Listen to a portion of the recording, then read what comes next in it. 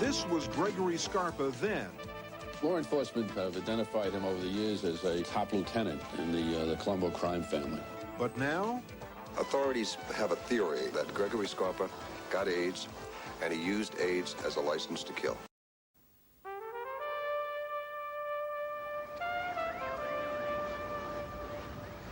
For the last year and a half, there has been a bloody gangland war being fought on the streets of Brooklyn, New York.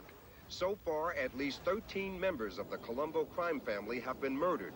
Another 16 barely escaped with their lives. Law enforcement authorities say the violence began as a power play to replace former Colombo boss Carmine the Snake Persico, who is now serving 100 years in prison. From, I guess, November the 18th until basically early January, there was this shooting war. Charles Hines is Brooklyn's district attorney. I mean, I have no problem letting these folks blow each other away. I think it's good for us, ultimately. The problem is, you know, most of them don't get annual firing practice, you know, so when they start shooting at each other, they begin to miss, and they end up killing innocent people.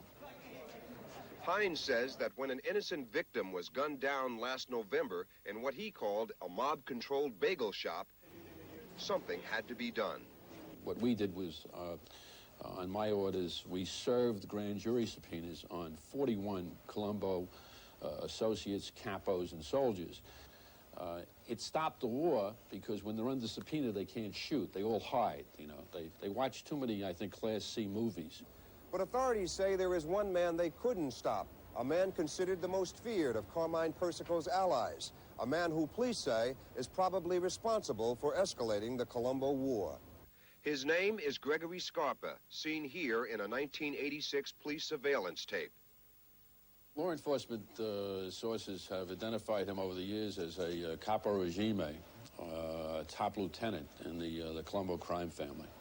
Police sources claim Scarpa not only directed some of the mob killings, but committed at least 2 of the murders himself. Ordinarily, it'd be very unusual for a capo to shoot.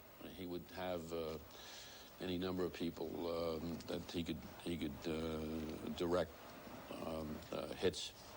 To carry out a shooting? Yes, sure. But it's unusual for a capo to do that. Yeah.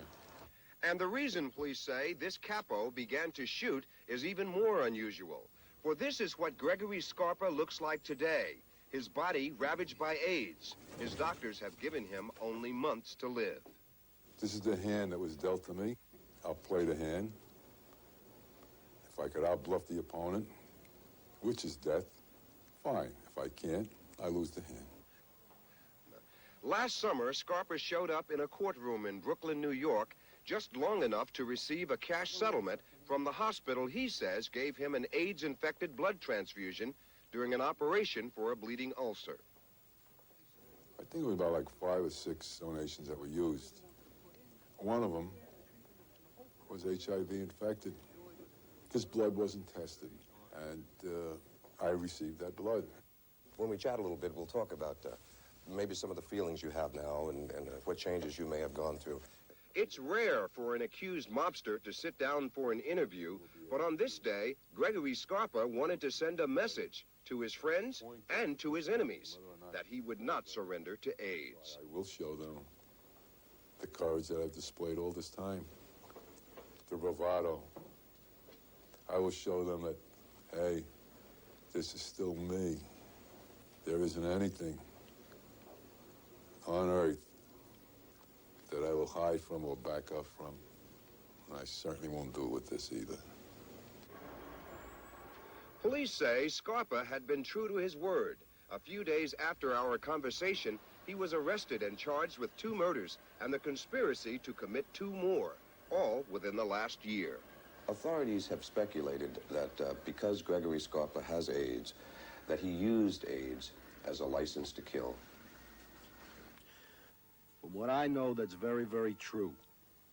He was dying. He wanted to settle scores himself. Nothing for him to lose. This man, a high-level member of the Colombo crime family, agreed to speak to Street Stories on the condition that we conceal his identity and change his voice. And even though he has AIDS and admits himself that he's close to death, you still fear him? Even now? Until he's in the ground, and maybe afterwards, too. Really? Sure. Oh, yeah. They're no candy store gangsters, I'll tell you that much. According to Justice Department documents, an informant named Joseph Ambrosino says Scarpa personally committed at least 2 murders. One, the shooting of a mobster named Larry Lampisi, and the other, the shotgun murder of Nick Granzio, to whom Scarpa allegedly said before firing, "This one's from Carmine."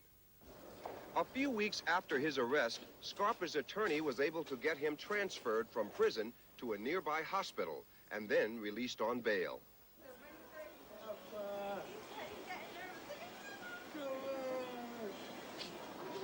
The allegations that were laid out by the informant are total and complete allegations. They're totally and completely false. This fella, Joseph Ambrosini, was a person that I wouldn't even allow myself to talk to. Who is Ambrosino?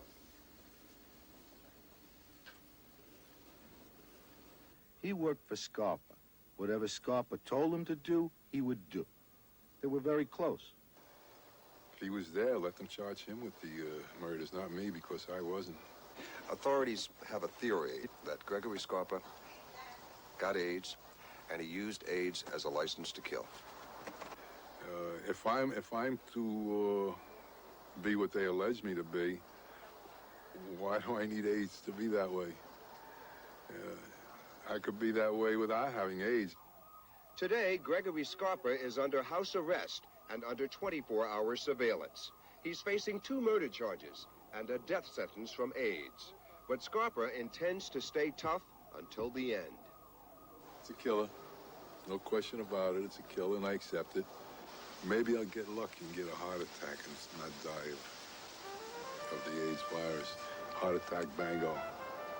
It's all over. While Gregory Scarpa continues his battle with AIDS, another battle rages. In the last 6 weeks, there have been 6 shootings in what police say is the continuing Colombo crime war.